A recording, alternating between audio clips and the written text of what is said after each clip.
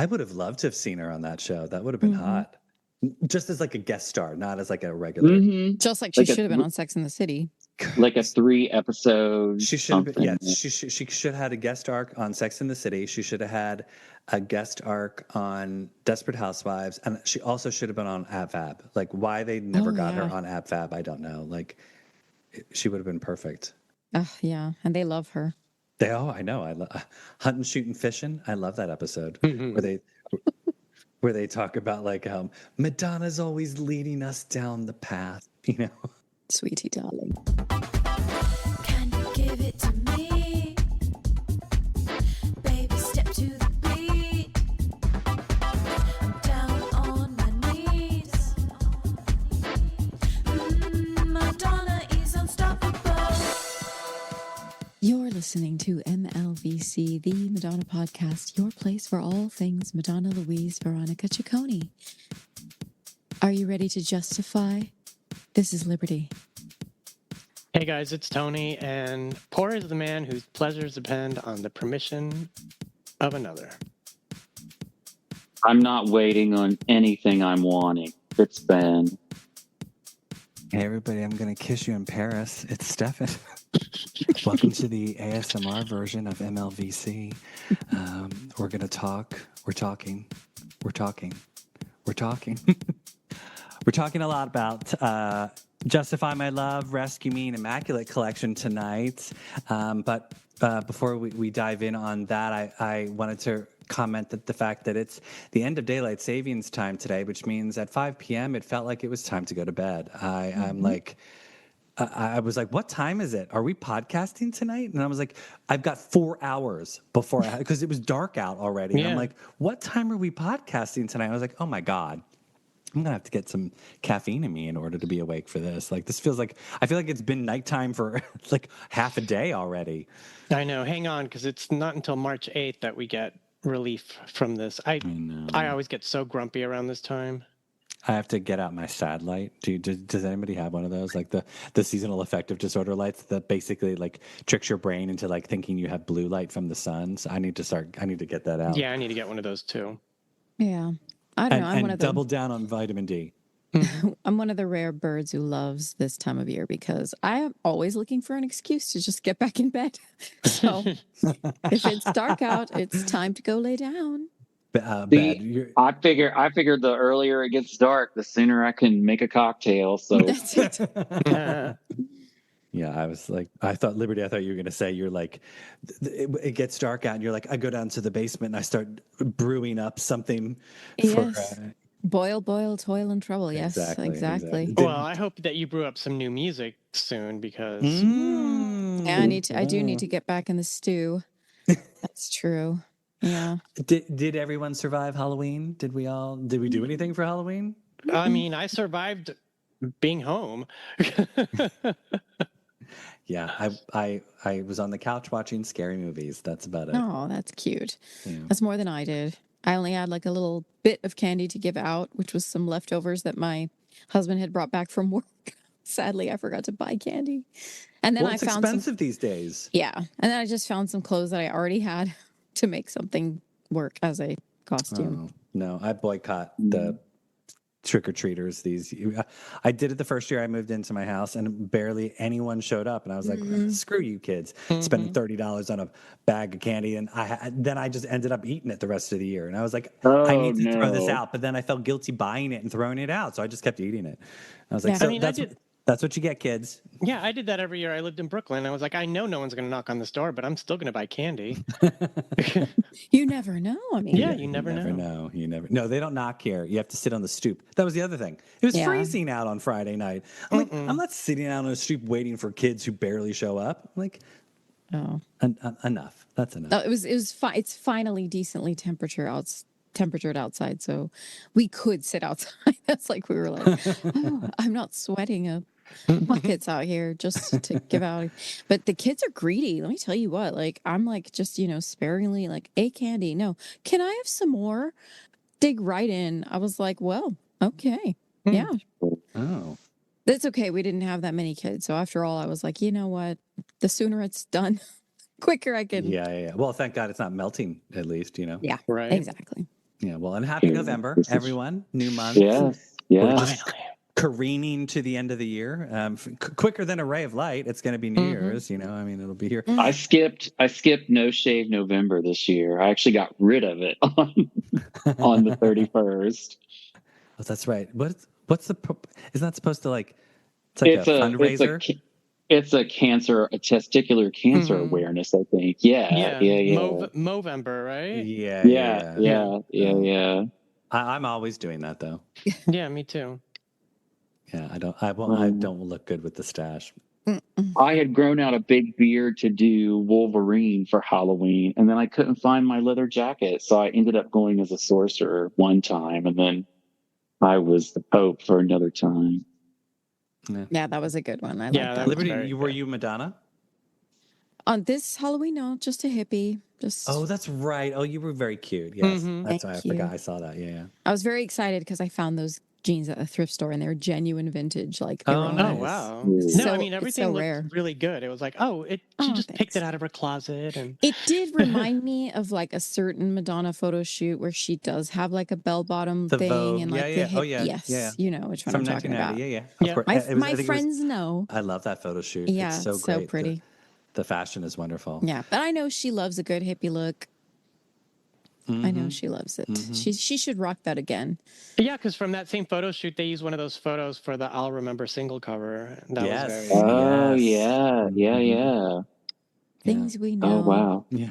Yeah. Before we dive in, I just have to point out we are super global tonight. There are multiple people in the chat watching from Australia, where Australia. it's 1 p.m. on Monday. Oh, And there lunchtime. are also people logged in from England, Oh wow! Hong Kong. Hong Kong. I saw somewhere else and I've totally lost it in the chat. Yeah, so Rio. So we are all around the world Wow, tonight for that's this amazing. this wonderful anniversary. Yeah. Well, hello, everyone. Welcome, citizens of the world. Yeah. Well, yeah. So before we jump into tonight's topic, I felt like we should check in on what Madonna's been up to lately. You know she'll take you there. That's right. Don't just stand there. Let's get to it. It's time for a little This Week in Ciccone. See, I get what I want. So Madonna's back in New York City. She's been very scant on some big plans, but there's two things that has happened. One, she voted early. Come on, vote. Yes. I always loved that. I wondered if that's why she came back to just so she could vote. I mean, she could do absentee ballot voting, but I think she likes the optics of voting in absolutely. person. It's not very Instagrammable to go to the post office. You know? She always takes a photo there, so. Yeah, which thank goodness she's not taking a photo with her ballot because I think that's illegal to do in New York City and it could actually discount her vote. So thank you, Ricardo, for at least following the rules. Showing some restraint at the polls, you know. I know. I've always when does she go? I'm always curious as to when she goes and who's there when she that would just be fantastic to see. I'm surprised that we don't have a Madonna fan who's moved to her neighborhood just so they can be in her at her precinct. at her polling station. Yeah, that'd be so cool. Yeah, I mean, come on, somebody take one for the team. Move I into know. Madonna's neighborhood so that way next election you can be at the polling place. All when she right. goes. If I'm in the booth next to her, I'm gonna be loud. Madonna for No, president. I would just volunteer. Who cares about I mean, yes, I'd vote, but just volunteer to be one of the polling people, and then you could give her the ballot. Maybe they don't have a special back room that they can go into, or No, I don't the think thing there's- about voting no. is that everyone is Yeah, on and equal it's- ground. That's right. That's Yeah, I why, don't- when the president goes to vote in past presidencies, not this one that I don't acknowledge, but they'd make a big show of it. It's oh, look, it's President Bush and his daughters going to the polls, or whatever, Right. At PS 101 or something. Yeah. It's meant to just be you're And then just they go, regular people. Okay, Yeah. But when Madonna does it, it has more panache, Mm-hmm. But then I think the other thing that she posted about most recently, which we all saw, was she had a very lively Halloween party at our Upper East Side compound. Did we like her Desperate Housewives costume? I loved it. She just pulled what she had out of the closet, just like I did. I know she did, but it worked. It was fun, and God, she looks insanely good. Yeah, I love the rollers and the hairnet. I think it's very That's a 50s. vibe. It's Yeah. totally bonkers. And yeah, there was like a TV series in Mexico. It was like an anthology series called Mujeres Asesinas, Women Who Kill. So I was like thinking it was like Madonna was one of those women. I know. Do we think that Madonna has ever watched a single episode of Desperate Housewives? Like, something tells me she has no idea that was even a television show. I mean, she was married to Guy Ritchie at the time, so I doubt she was watching. Remember, I don't watch TV. I don't Exactly. watch That's TV. what I mean. Right. Like, she wouldn't let her kids watch TV. I That can't was the imagine. height of the I don't watch TV Yeah. era. I don't read magazines. I don't watch TV. To be Like, honest, okay, I never Madonna. watched it either. I Yeah. never watched It a was single Oh, see, cute. Desperate It was Housewives a camp soap opera. It yeah. was one of those like event TV shows when it came out, and I loved it because one of the gay bars that we used to go to in New York City called XES, which is no longer there. It's now just an abandoned lot. But they used to play the show every Sunday night, and Oh, so wow. we would go, and because it was like. And the bar would be packed, and they'd pass out free popcorn, and like you would just stand, and everyone would be completely silent while the show was on. And then when the commercials come on, that's when you talk about everything that was happening and laugh, and then it'd come back on, and everyone would. So yeah, it was like event television. Oh wow. At least for the first season. I think after that, no one cared. But like when it first came on, it was such a big thing. So, and I think we were saying at the beginning of before we went live, it would have been fun to have Madonna do some sort of like guest arc on Desperate Housewives. Mm-hmm. Yeah, I She would have could probably have watched played- it. Who was Nicole Sheridan yeah, played Nicolette Sheridan. She played Nicolette Sheridan. She played Edie, right? Edie, I think that was her Yeah, name. Edie. She was like Yeah, the yeah. like slutty Madonna neighbor. could have played her sister or something. That would have been Exactly. like Yeah, her right. murderous Who came to sister. visit That would or have been something. fun. Yeah. Mm-hmm. Oh, that would She have been could have fun. slept with one of the husbands, and Yeah. it could have been a whole thing. She could have slept with Jesse Metcalf, the young gardener. Oh God! Ew. He's Latin, he's young, very Madonna appropriate, you know? Well, that was her Lady of the Manor era, though. She probably wouldn't have done that. Wait, Jesse Metcalf was on Passions, right? Like before. Yes. Okay. Yes. I knew that. Yes. I only knew him from Desperate Housewives. See, I And, watched No, he- Passions. and I biked by him on the West Side bike path one day in New York City. I almost got in an accident because I was like, I was like, as he's passing me by, I was like not paying attention to who's in front of me. I almost hit a Yeah. tourist. Oh my! That's what happens, you know. Yeah. Like you're in New York City, you just there's Hugh Jackman. Oh, there's Bjork. You know, there's Jesse Metcalf, shirtless on a city bike. So What? yeah, I miss New York sometimes. Mm-hmm. But yeah, I think so. At her Halloween party, I loved the photos. She did look amazing, and she had quite the guest list. There was Stephen Klein, and I saw Debbie Mazar was there, and some other people. I should have checked the tags. Ben, you said somebody who was there that was of note. Andrew Watt, the producer, who has done a lot with Miley and Brandy Carlisle, and then I learned thereafter that he was one of the producers on Lady Gaga's Mayhem, which I did not know and listened to once. But the new Brandy Carlisle record that he worked on, I think is fantastic. So if they were doing a couple songs together for the new album, I would just like lose my mind. So yeah.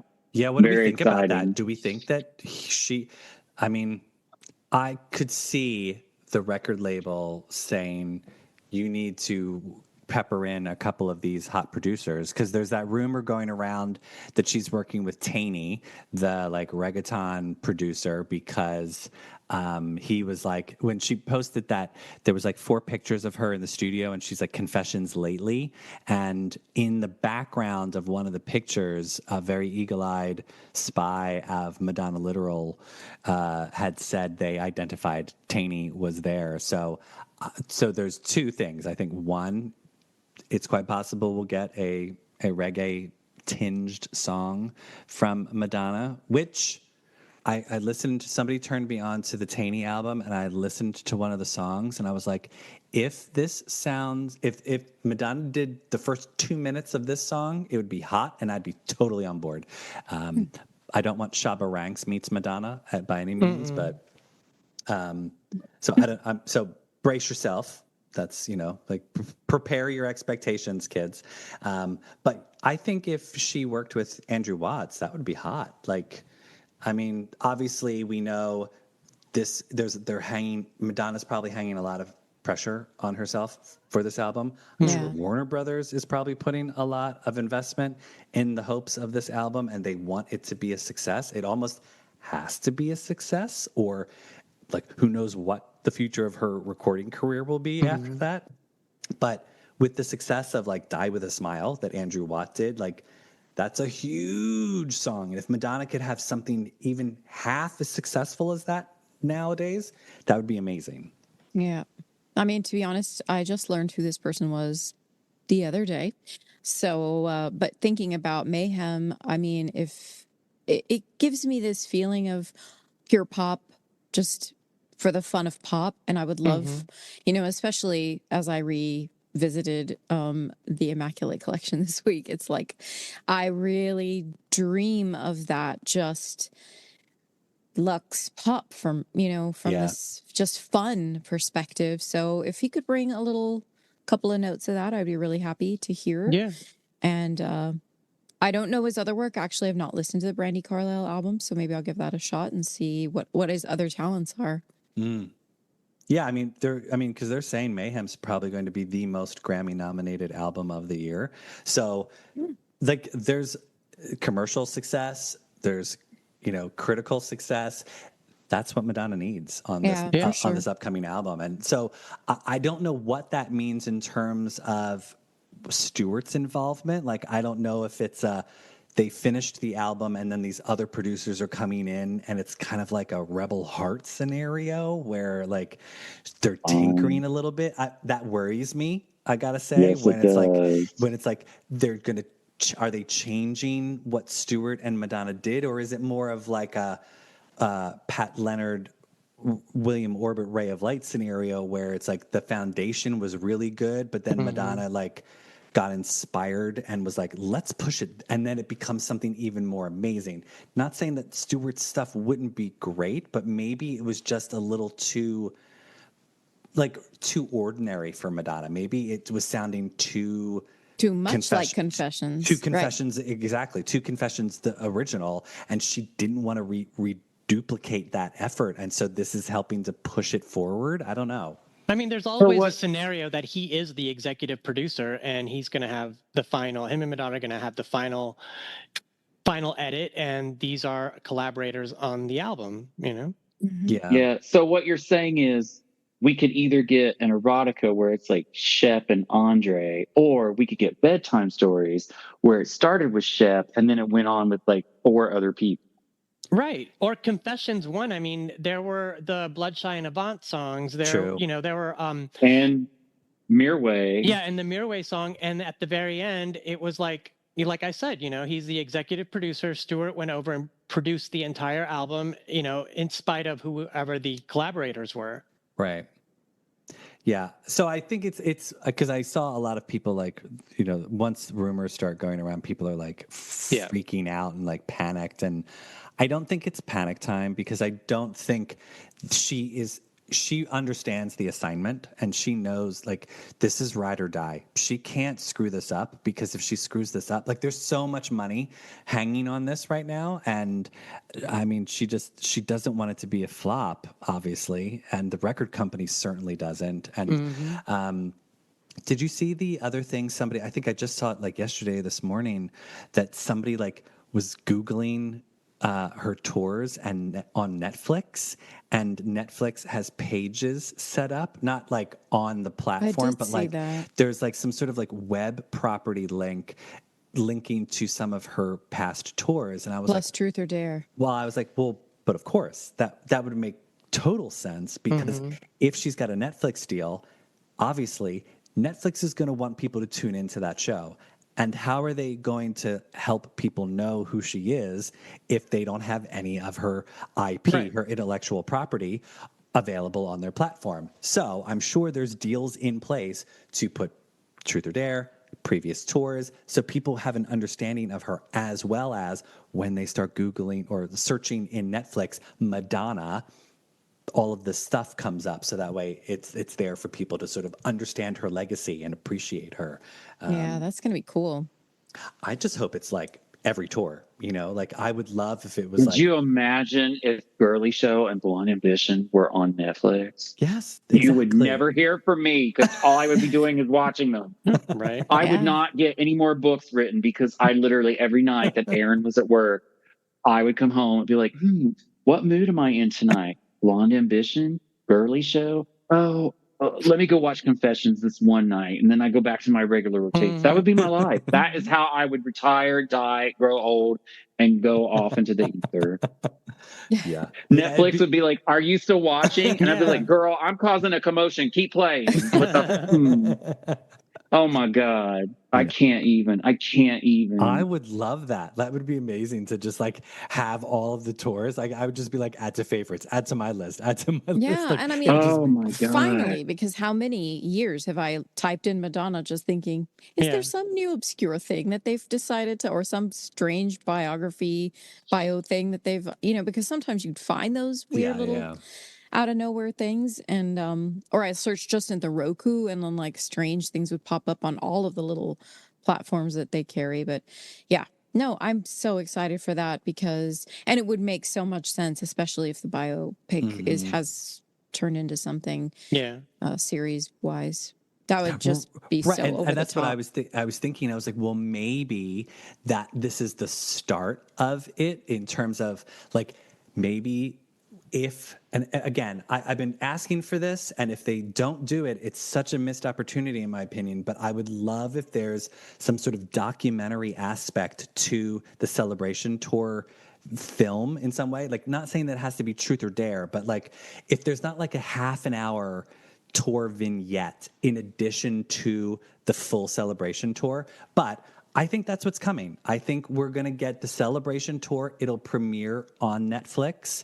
And no, Ben, stop shaking your head. It's not. I'm not saying that. I don't think so either. I'm not saying that we're I- going to get. I I'm don't not saying that think we're that getting a is- documentary. But if they don't, We it's a aren't shame. getting the tour. She has moved on. It's I the don't know. album. I don't know. I still think that yeah. we might get the tour. But I think that's why it's taking so long, is because she was trying to like work it into the Netflix deal, and then that way, like with I'm Going to Tell You a Secret. Exactly. Once the album is meant to come out, we will then get it as the promotion, like Celebration Tour now on Netflix. I'll believe it when I see it. Yeah, same here, because I mean they did, it was filmed and broadcast in Brazil several times Yeah. as a program. So, and I've seen that on YouTube, and it doesn't sound great, it doesn't look great, but that's what was shown on TV in Brazil, Yeah, When she put out the little behind the scenes on Yeah, that YouTube too. that was like 20 minutes, Mhm. like they were about to release it and then it didn't happen. Yeah. I think the ship has sailed. I'm still hopeful. Yeah. Just like I say Reinvention. don't discount it, because I feel that, but look, Reinvention was in 04, middle of 04. And then, I mean, okay, yes, Confessions came out at sort of tail end 05, but really Confessions for me with the tour for Confessions was 06. Like I live 06 in my brain as Confessions year. Right. But we never got the actual tour for Confession or for Reinvention. No, but we got a We got doc. I'm Going to Tell You a Secret. All of it was filmed, and the tour was filmed so, in Mexico City. Honestly, so. either we get a full Celebration Tour film like Rio, but more edited like Confessions tour, or we get an I'm Going to Tell You a Secret version of it where it's documentary footage and select. I don't know. I Again, think would she saw probably the outrage footage. people if we didn't get like a full tour version of Celebration. But I would think it, people are because already outraged. the last several tours, people do nothing but complain about the heavy editing and about the stylistic of choices in the editing. And I'm not on a side either way. I don't rewatch a lot of those tours just because they're not as like the last couple. I just can't. It head hurts on. it hurts my brain. But like I just rewatched an interview today about Truth or Dare, the film, and how she's talking about it. And, it didn't start out like that's, we didn't really know what we were doing Yeah. with film Truth or Dare. We just kind of ended up that the backstage stuff was the more interesting stuff. So that's why we ended up focusing more on the backstage than any of the, and then it's just sliced in these, Yeah. bits of the tour. And I think that would be okay. I would be fine with that because I'm always interested in what's happening behind the scenes. And, Yeah. Well, I think they could do both. They could put the Rio version as our definitive tour version, so it's not highly double edited. disc. And then we get the documentary, which intersperses some key performances. Let us dream, Ben. Stop shaking your I think head. she saw that Mexico City footage and the Rio footage, and she was like, "What the fuck?" Or pardon my French. Yeah. And he was like, "No." I don't know. That's maybe a lot of money to sink into a project. I mean, she had to pay Jonas. She had to I- pay the film I guys. know. Like, it's a lot of money to waste. I don't know. I don't think that know. there have been a lot of things where I've been like, oh, that's a missed thing. Like, I don't know why that didn't happen. But at the same time, I hope she's kind of like that she at some point can return a little bit to this heavy, just look at me, just look at me, just look at me, because that was so fun. I mean, especially, I think it's because I don't think she can. She can't take the scrutiny because of what social media has introduced to the dialogue about someone's appearance, especially someone like her. And she clearly internalizes that and then has her own issues. And I get it. Aging sucks. Things start to slip. And you're just like, well, it just ain't what it used to be. Yeah. And everybody deals with that differently. And I cannot imagine being in the position that she is and have to think about that in a professional capacity. Like what that has to do to you. I could totally see just like, yeah, I watched it. Jonas, here's your check. But like, don't ever let it see the light of day. You're right, Ben. Imagine if, Madonna and Jonas sitting in a suite, in an editing suite, and she's looking at like 50,000 angles and she doesn't like any of them, Yeah. Well, we'll see. I mean, Yeah, we have to look at the Madame X concert film. I mean, a lot of that was restaged and reshot. You can't do that with Celebration. I wish she could see herself through our eyes. I know. Yeah. I mean, I think she looked beautiful on the tour. I do too, but the pursuit of perfection is always, and Liberty, you know this as a singer and performer as much as I do as a poet, the pursuit of perfection always stems from the gut of the artist, not the audience. And yeah, totally. Yeah. And with that, we should move on to our topic du jour. Yes. So thanks for this week in Ciccone with us. Tonight we are celebrating the 35th anniversary of Madonna's first ever greatest hits album, the Immaculate Collection, as well as the two new songs that were included, obviously, Justify My Love and Rescue Me. The Immaculate Collection is one of the best-selling compilation albums ever by a solo artist and one of the world's best-selling albums of all time. We all brought props, or some of us brought props. This is I have the little insert from the Immaculate Collection CD here's the CD. I'm holding it up. I love the polka dots. I've always loved the polka dots on it. How Jerry Hayden, the art director and designer for the insert, how she carried that over from the Herb Ritz photography that you can see behind Ben, the polka dots from that wonderful photo shoot that they did in December of 1989 that they then did not use until the following year, one for Interview magazine and then, of course, for the release of the Immaculate Collection. It was a big album for Madonna. And I think, 1990 was a huge year for her in general. Between Vogue and I'm Breathless, the album, Dick Tracy, the movie, the Blonde Blonde Ambition Ambition. tour, and then dun dun dun, like as if. I think this is the thing to remember for those of you who were not around at this time. This is why we complain that Madonna takes too long, is because we grew up and we were like constantly getting fed by Madonna. It was like, Yeah. here's a new song, here's a new video, here's a movie, Here's here's an a interview. tour, here's an interview, here's a photo shoot, here's a compilation album. It was like every 5 seconds you turn around and there was something new from Madonna. Yeah. So we get kind of like, okay, we got used to it, and now that she's sort of spread it out, we're like a little cranky. Well, yeah, and she also kind of got us used to like a certain expectation on how her rollouts were scheduled, you know? Mm-hmm. We always kind of knew, okay, there's the announcement. Now we know what's going to come next after this, Yeah. after that, after that. And yeah, we don't have the luxury of that anymore, you know? Yeah, I know. I was reading through the liner notes that are written by Gene Sculati inside. It's wonderful. It's like pages and pages, and I'm going to spare you reading all of it. But I do want to say that it's the last couple of sentences. The experience of honoring that commitment has made the Material Girl rich. It has also enriched popular music as a whole, pushing it to new limits, pulling apart preconceptions about what it can say and do.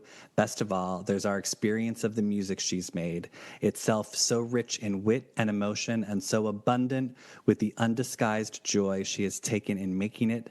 That's one secret she's never been able to keep. And I was like, it's just so true. Like there's such great essays and articles written about her when the critics are on her side. And I love this piece. It's also filled with the wonderful photo shoots. And I love that it's like The lyrics too. Right? Yeah. Right. Justify my love and this rescue me. photo of her wearing Yeah. the bustier I think it's in the bathroom, or it's in front of some wrought iron door. With the top hat that she's wearing in back of Liberty on the floor. It's just, it's such gorgeous photography. Herb Ritz and her got along really, really God, well. incredible photos. Oh, God. And I love the image that Ben has, and I have one behind with the like darted bangs that she's got going on. I love the eyelashes with the little dollops of like those little balls that were on the very edge of that. It's just such It's great. not all by Joanne, right? Joanne Gare, the makeup artist. Yeah. Great. I think Joanne did the makeup for that. Tony, you said you got the Royal box, yeah? Yeah, I did. I got it I bought the vinyl like as soon as it came out. I remember in Houston there was a record store called Sound Warehouse, and they were up until midnight. And I didn't even know. I knew it was coming out. I just didn't know when. And we were in there just like as we did as teenagers. Let's go look at records. Yeah. And then I saw it. Actually, this is a funny story. They were playing Delight, the first album, and World Click. Yep. yeah, and I had already heard Rescue Me on the radio, and I thought that's what was playing. Oh, right. Like Power of Love and Rescue Me they live in the same type of universe. And I was like, oh my God, this album's going to be even better than I thought. Like the radio version's not the same as this one, you know.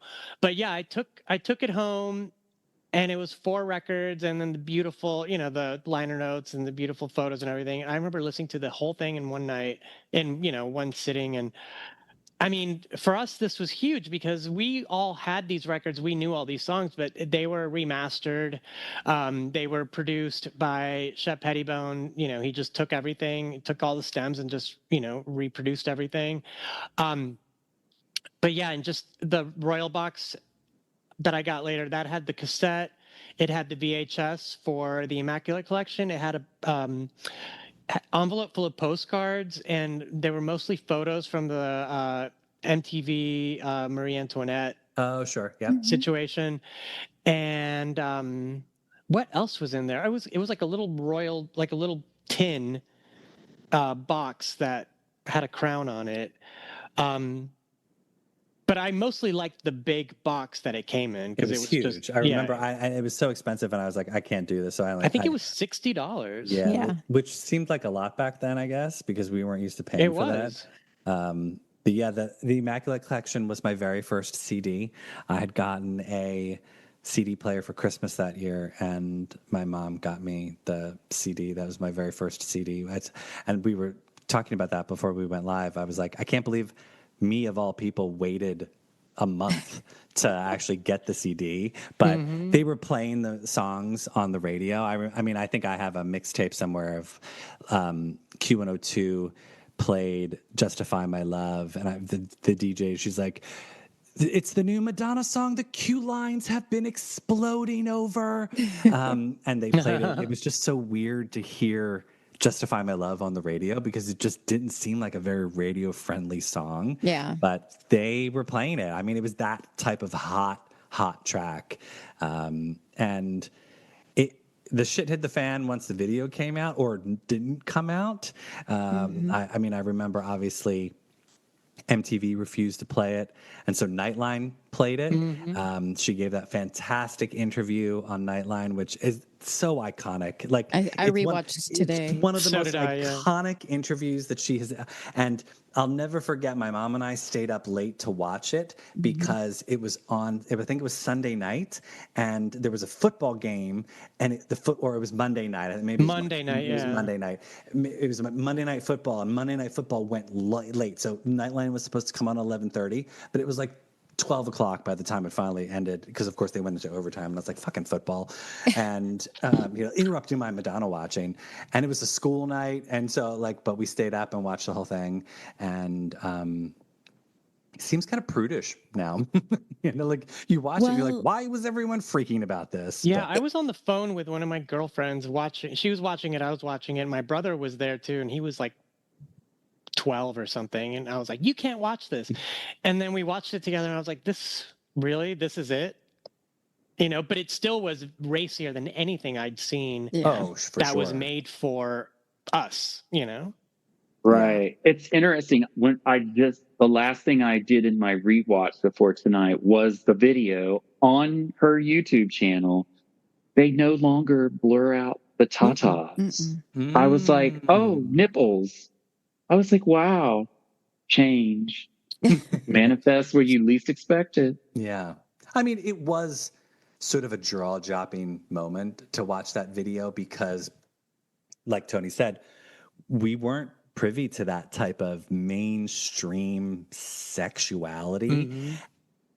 I would have said mouth-watering versus jaw-dropping, but okay. With somebody as prominent as Madonna. Like, to have somebody, I mean, she was always getting in trouble for doing things, but it was never something, but to me, I felt like some of the stuff that she was doing was just like people were getting their knickers in a twist because of how they were interpreting it. Whereas Justify My Love was the first time where I was just like, oh, she's sort of like prodding, she's kicking the bear, this was the first time where it was almost this stuff like, there was no question that she was creating a controversy because it was like, here's men kissing and women kissing and men and women kissing. And who knows what, because you really couldn't tell. But in today's current environment, Liberty, you bring up a good point about the not being able to tell and gender fluidity and gender identity and all these things that we've seen so much progress on. And then just in like the last few years, they've just become so controversial. Then you watch that video and you're like, oh, these were people that that were in her orbit, in her life. So if a couple of the background people were like Almodovar regulars at the time, right? Like, I don't know. they looked familiar. I know that the older woman with the boa, her name was Wallace Franken. She was like a model in the 70s who married a French fashion designer named Claude Montana, and they were like, in the 70s and 80s, they were, quote, the most glamorous couple in Paris, Yeah. So, and so obviously there were people in drag, people who were not necessarily in drag, just doing gender expression, performance, whatever. And, you watch it now and you're like, oh God, if this became popular in this moment, these moms for liberty types and Elon Musk would all lose their mind. Yeah. And to think that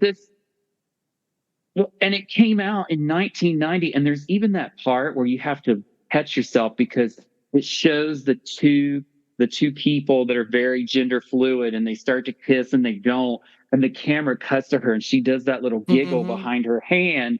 And I had always kind of thought, is she laughing at them? But then she's looking directly. I noticed tonight she's looking directly at the camera. She's like, oh no, she is looking at us. Yeah. And she's saying, look what we're doing. Yes. And it's just so deliciously, decadently performative. I love it. I love it even more. Yeah, and the same with the end where she's running down the hall going like, like she's getting away with something, you know? I love her characterization in the because it's like it starts off and she's so exhausted. She's had like a really rough day from work and doing who knows what. I mean, like she can't attending Paris Fashion Week. Yeah, like I was like adjusting her garters. Yeah, I was like, where is she? What work is she dressed as? Where she's like this garter and like bustier and like she just has an overcoat thrown over. And it's Louise Oriel's European Vacation. Yeah, and I was like, what does she have in the briefcase? Like I've always wanted to know what's in the damn briefcase. Money, like bro. Sex toys, like no. like, it's I was going to say that. I mean, it's probably cash. something we can't talk about on the show. But. Yeah, but I just love that it's like she's so exhausted and downtrodden, and then this sex party that she goes to, or this fantasy that she starts, like it enlivens her, it like peps her up, and by the end, she's as it just, usually does, she's just like exploding with like joy, and I was like, it was just so fun, and I love how like messy, and like how like her hair's styled, but it's like also like she just woke up, like as if like she had gone to bed and it was like perfect. It's a fuzzy dream. Yeah, that's what I was about to say. I mean, first of all, I'm trying to think like, okay, take the song away. It's a different song. Put a different song. I really feel like maybe MTV would have been a little less like weird about it, just because at the time I was 13, and I have to say the video I was like, why would they ban this? The song actually though, that was a little bit more intimate. I mean, but the song went to #1 and it was on the radio twice an hour. Yeah, but I think that's because people don't listen to things. Most of the time they're just listening to the beat, and they're listening to, oh, this is a sick beat or whatever. But I don't think that they listen as much to because words go by in a song, and like you've been listening for a minute, you have no idea what you just heard. You just know that you liked the song. So I think that if they were to have maybe played that video could have been any other song and it wouldn't have been as controversial. But at the same time, during the video, like it's funny because in your perception, or at least in my perception, when I watch it, I think of it's like she's passing doors and imagining what's happening on the other side. And it's not necessarily that, I mean, the fantasy would be like she's coming home from the job or whatever, and then you see Tony Ward like stranger walking out the door, don't know if they know each other, but then she's like, I had seen him earlier in the elevator and he was so hot because oh my gosh.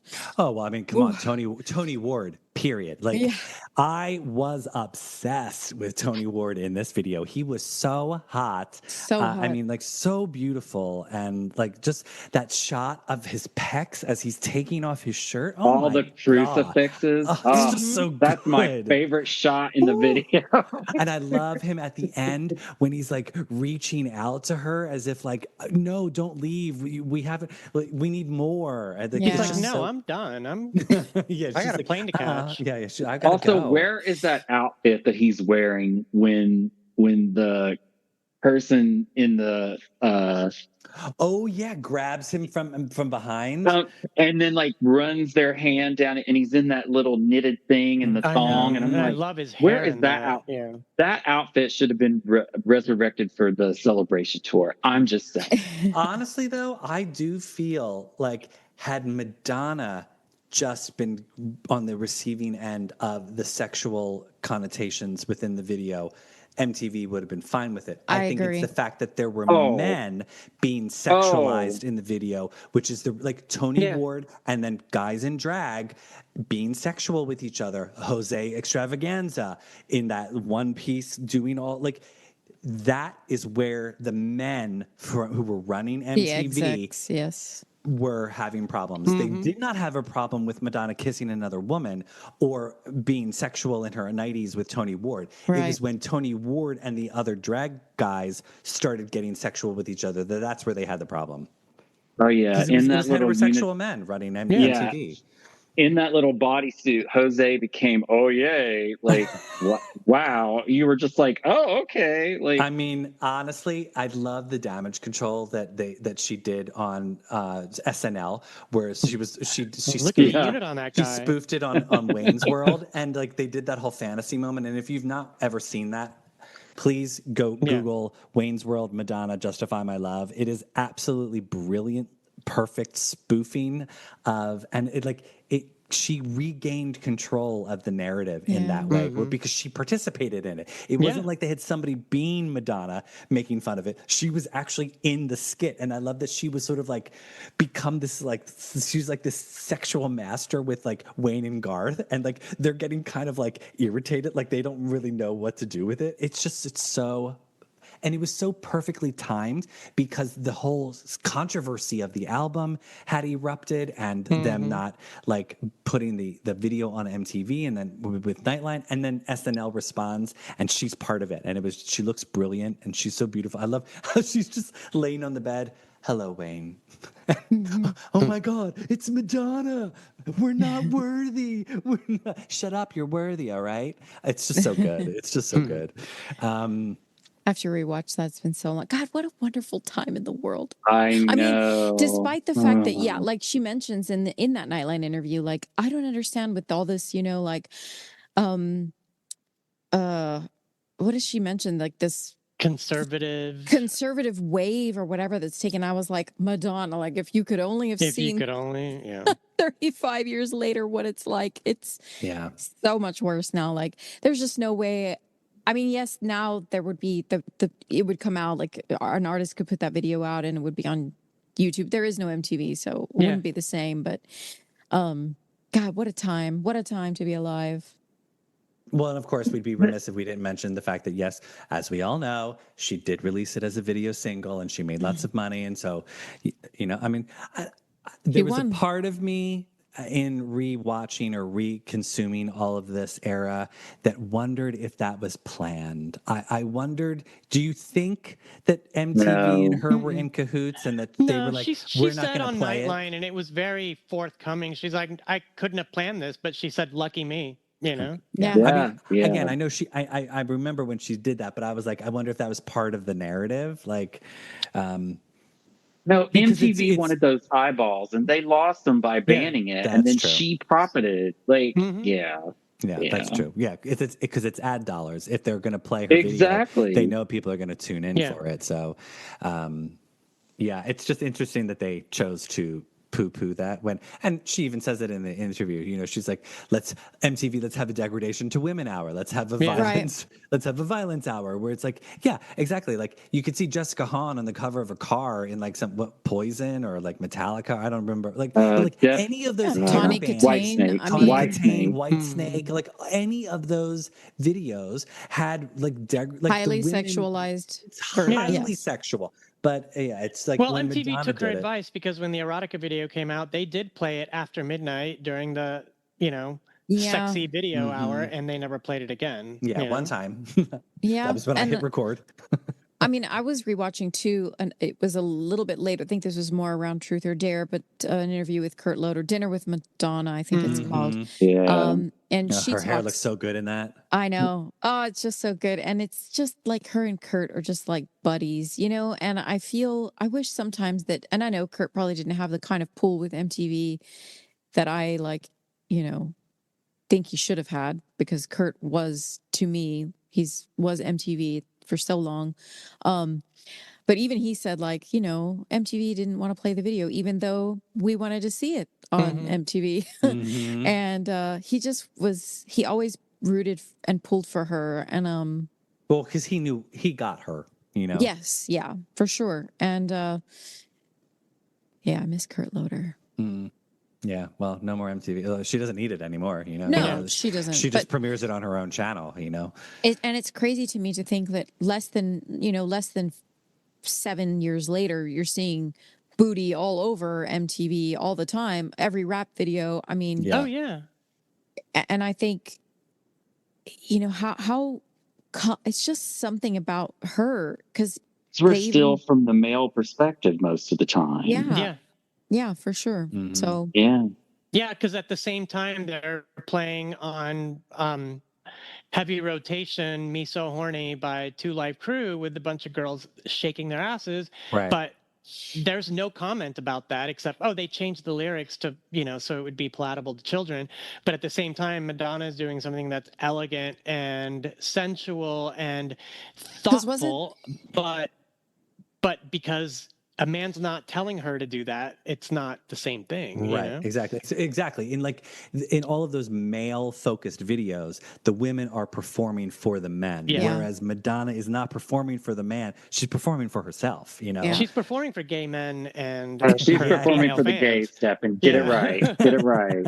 No, because remember at the time, most of Madonna's fan base was female, females of, Yeah. 12 years old to 30 years old or whatever, that was her Mhm. fan base. that's And I right. used to get a little jealous about it too, because I'd go to Madonna concert. I'd be like, God, there's like 10 guys here and everyone else is a chick. I feel stupid. Oh, how times have changed. I know, right? Yeah, that's crazy, right? So Justify My Love, obviously, there was the controversy over the video. There's also the background controversy on the song because Lenny Kravitz took the song to Madonna after Ingrid Chavez wrote it and didn't tell Madonna that Ingrid Chavez had wrote it. Ingrid did eventually get her money. And if you'd like to hear her story, please revisit the actual MLVC interview with Ingrid Chavez from Yeah. a few years ago. It's very insightful. Yeah, she was very, very forthcoming with information.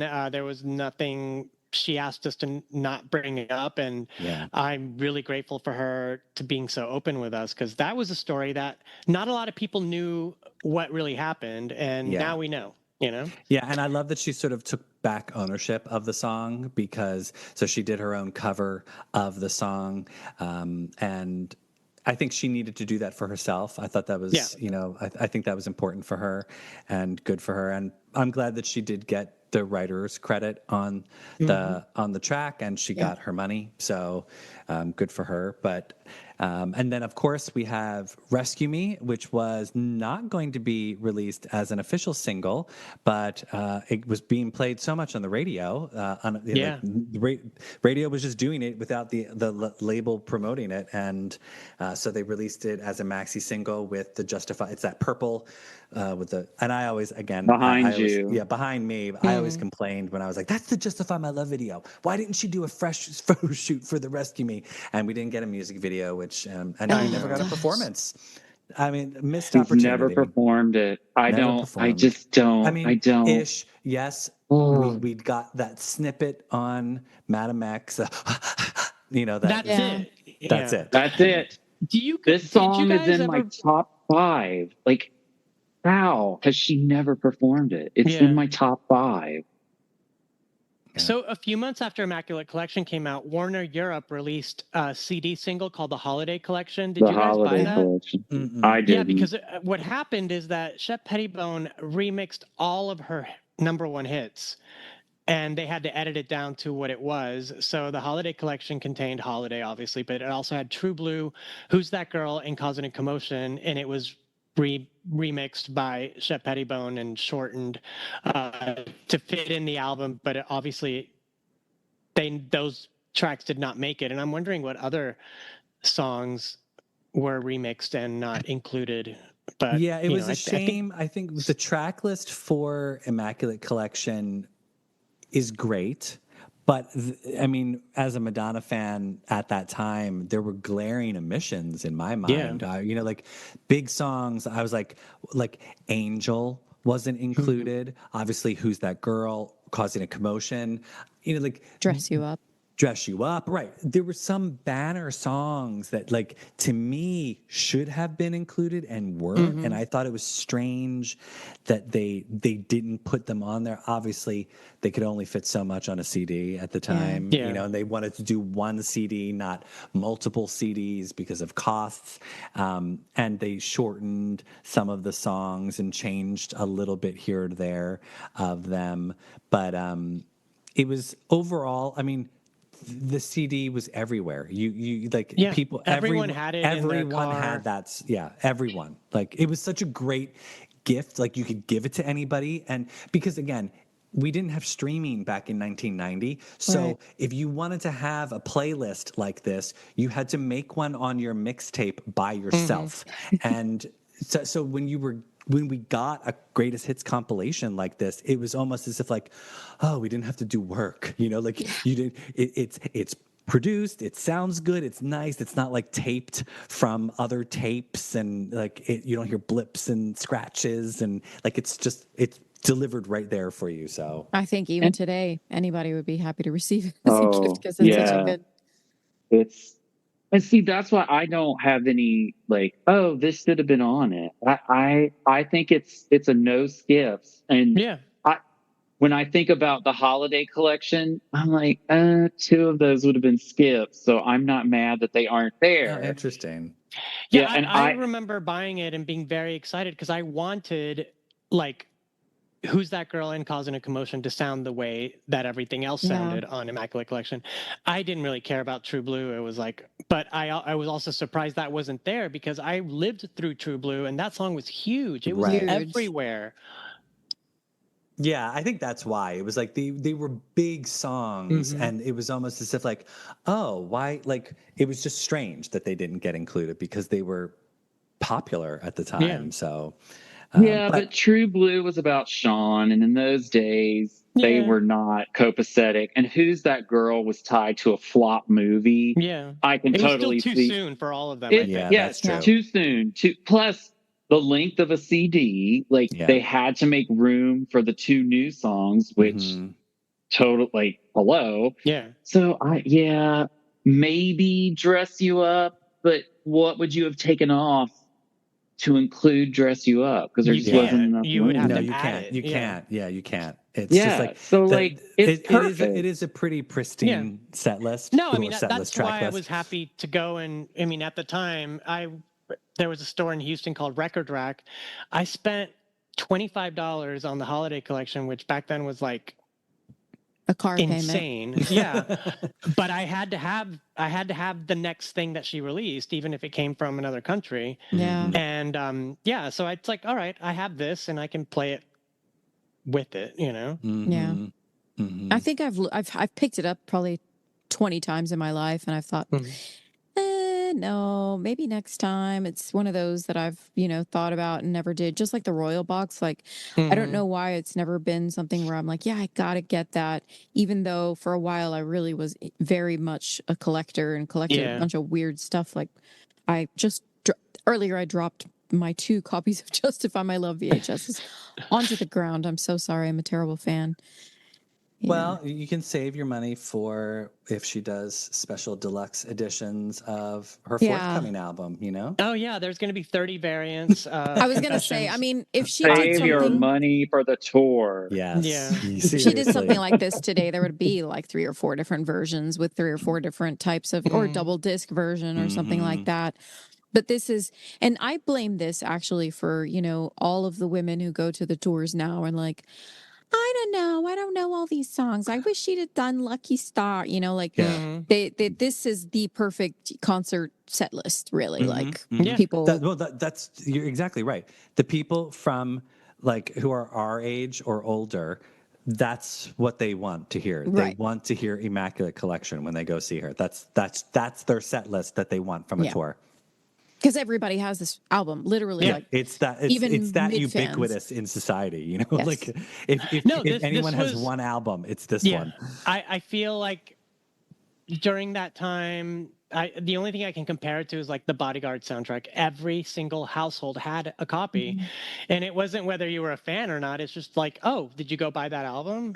Yeah, Everybody it was else did. It was just the popular album to Yeah. get. You know, like that's what we were fed. It was part of popular culture. You know, like you had the big albums that came out, and when you needed a stocking stuffer, Yeah. you would get CDs. Like CDs were perfect stocking stuffers because they fit in, and everyone knew what they were, and they were easy to get, and they weren't too expensive. Easy to wrap. Yeah. Yeah, and most of the record buying public back then had no personal opinions on the artists they were buying. I mean, the fans Right. did, but for the Not most like part, today. I remember going to buy the Technotronic album, and I'm like, I don't know anything about these people. I don't really care. I just want to hear this music. Well, other Yeah. than that, they opened for Madonna at Blonde Well, Ambition. that's why I That's brought it up. Yeah.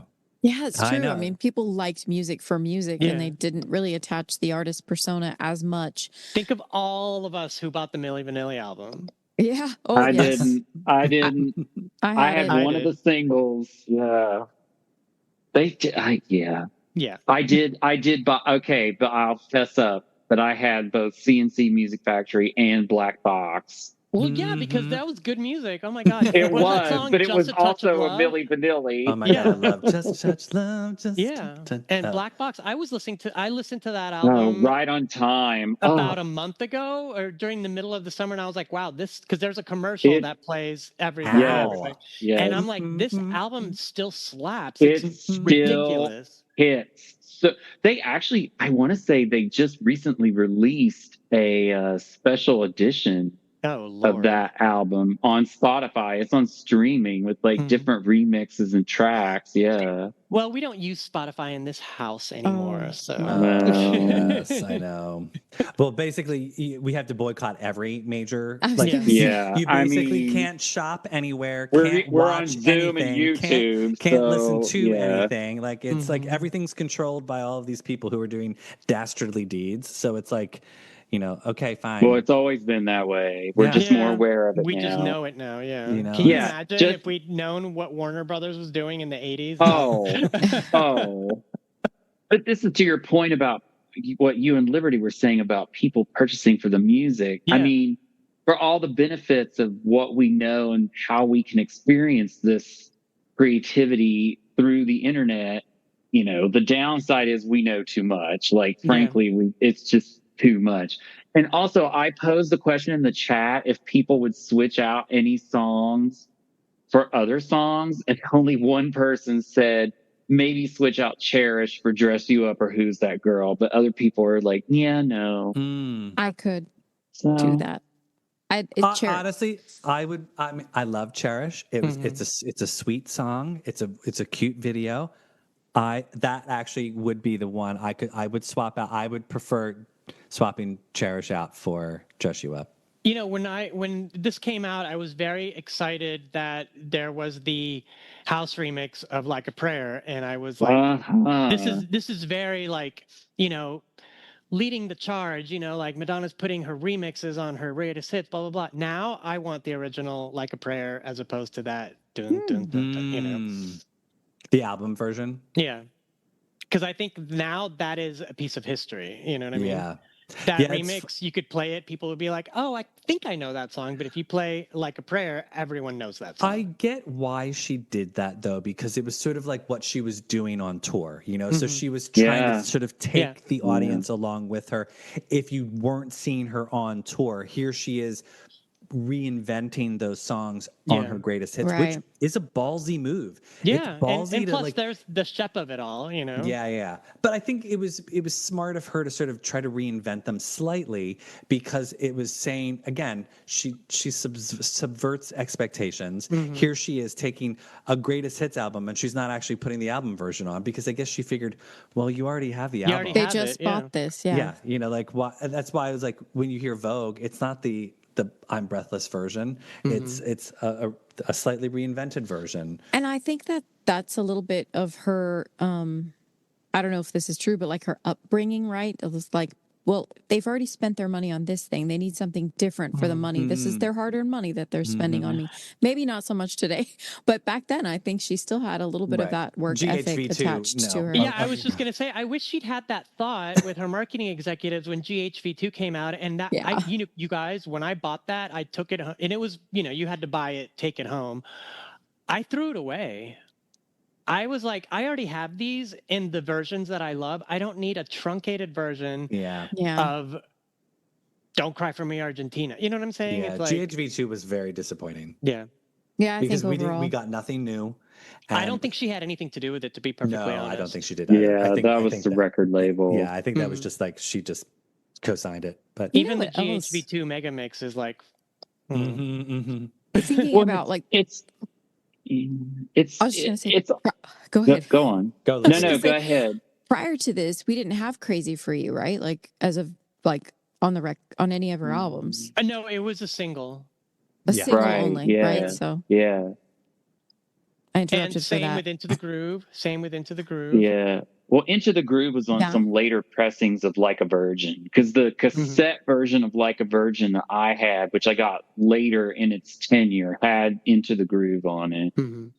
No, it's interesting that Immaculate is in chronological order.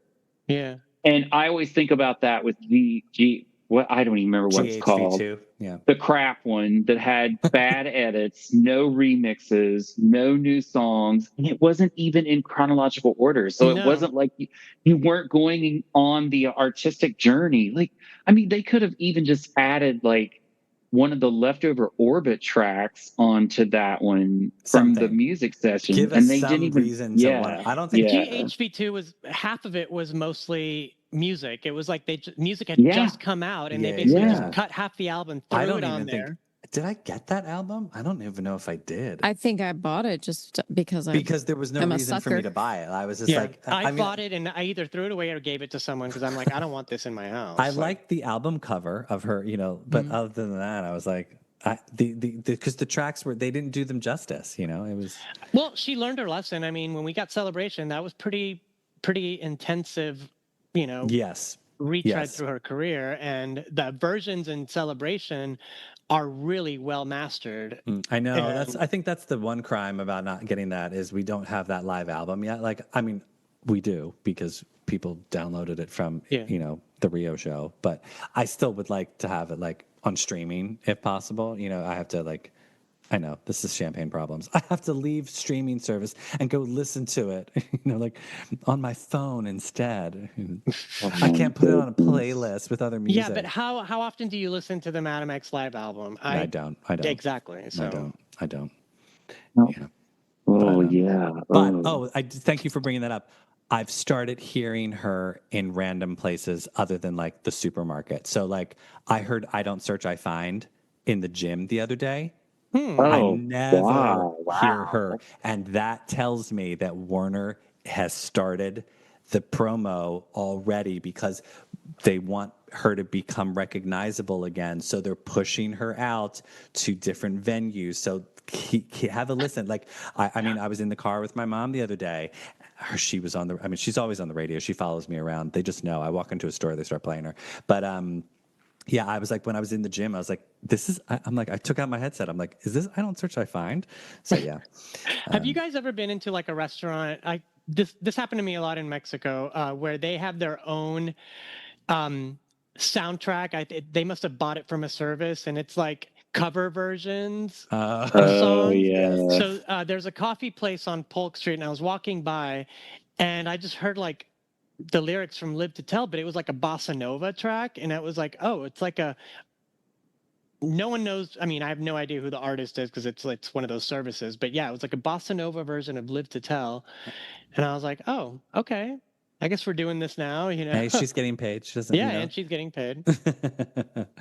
Ben, is there anything to report on in the chat? I think we've updated about there's some conversation going on now about Madonna. Oh, Madonna playing in the gym, which has been pretty standard. And then people were talking about with the GHV2 how there was no video collection because we had just gotten that 93 to 99 Right. VHS. Because of Ray of Light. Yeah, and just after because that had Beautiful Stranger on it. Yeah. Mm-hmm. Oh yeah. I love 93.99. That Me was too. Yeah, That that was was Mm-hmm. well, that was primo video era, let's be real.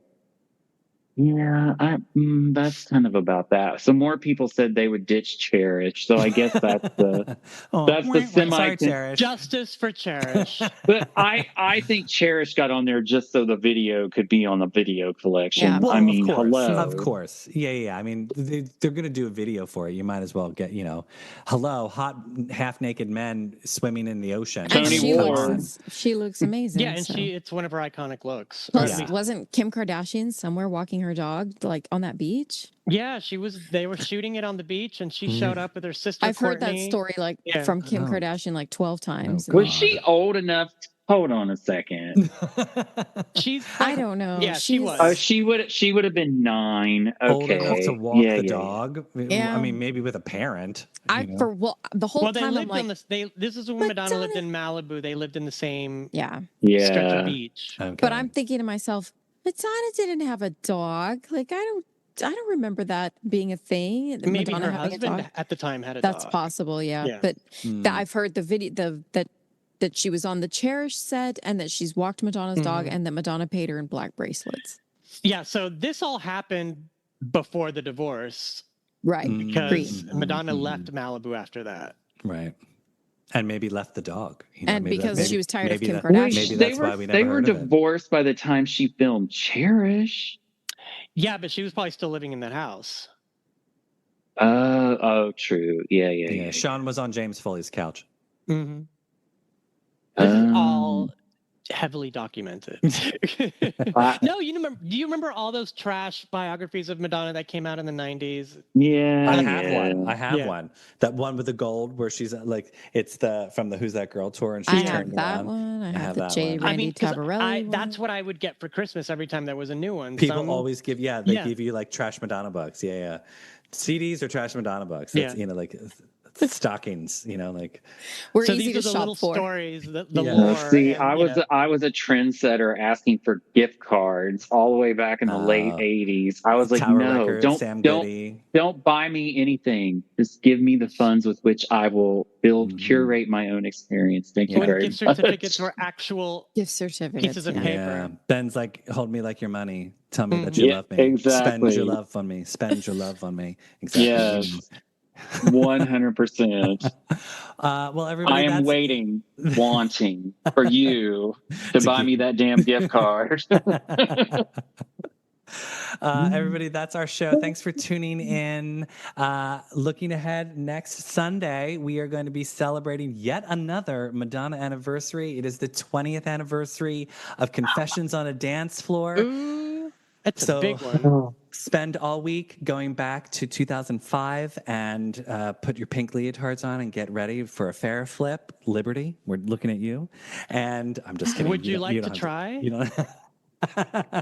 You I don't would have like to try. You don't I have might to. You fail. don't have to. But yeah, so we look forward to tuning in for that. And then that concludes the 2025 and Madonna anniversaries because we're done. We only do banner anniversaries like on the 5s or the 10s. So it's like next year we're not going to be doing all these anniversaries all over again. So it's only like 35, 40. We're not doing 37 or Are there any? Oh my God! True Blue will be 40 years old next year. Yeah. Yeah. So get ready. And so will I. It's incredible. Yes, all of us turning 40 next year. Happy birthday to us.